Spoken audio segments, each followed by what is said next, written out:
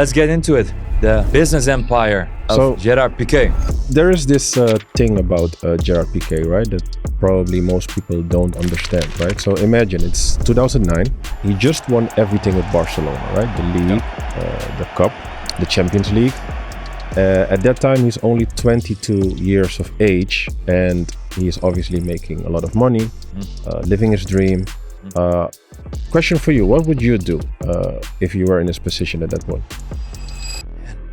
I'm Gerard Piqué, 22 years old, Champions League, go on vacations, buy cars, probably just living lavish. Yeah, you're on top of the world. You're young. Yeah. So, not Piqué. He calls his dad, right, and says, "Let's start a business." And not just any business. He wants to start a real estate company. Bear in mind, it's 2009, right when the world economy crashed. Yeah, because 2009 is when everybody was losing their house, banks were failing, property was failing.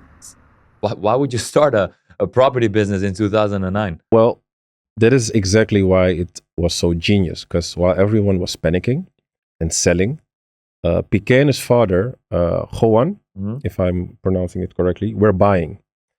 They saw an opportunity where others saw disaster. They called their company Kerad Holding. That takes some serious guts to do that, right? It's like, I mean, you're risking your football money in that time, in the peak of your career, for something completely different. Exactly. So here's the thing, though. Piqué wasn't just throwing money around randomly, obviously, but while playing for Barcelona, he was also studying business at one of the best schools in Europe. Can you imagine that? So imagine training with Messi in the morning, then going to a business school in the afternoon. It's crazy. That's actually insane, because when you're playing, all you can think about, especially at that age, is football, like recovery, the next match, preparation. And this guy was doing like a whole MBA while playing Champions League football. Exactly. So funny is his teammate had this word for him. I hope I pronounce it well. I think you pronounce it inquieto. It means restless, right? Yeah. So always thinking, always looking for the next thing. There's this great quote from a guy who worked with him. He said, Piqué told him, training finishes at noon.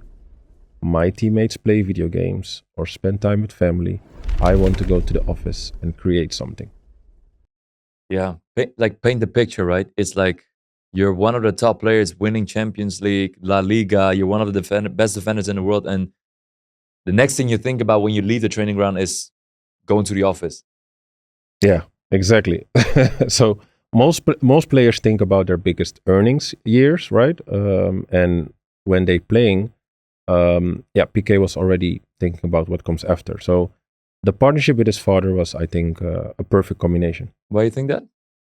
Well, Joan Piqué had some serious business experience already. So Gerard had a vision and the money from football, but his dad had the knowledge. So together, they make a great team. They start buying properties in Barcelona when prices were at rock bottom. You are the real estate guy. So, yeah. Is it a pretty safe bet to buy real estate over there? Like, I can imagine, like, great city, tourism, seaside, business center.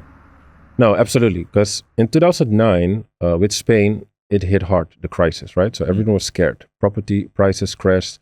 So you have to imagine, they bought property for a bargain, right? So when you buy is kind of when everyone sells, right? They understood that Barcelona would always be a desirable long-term destination. And that's why I think it was a smart move. So what I love about the early period is how patient they were. They didn't try to become property moguls overnight. They were very focused on Barcelona alone, educated on the market, and they made smart moves. How did it work out?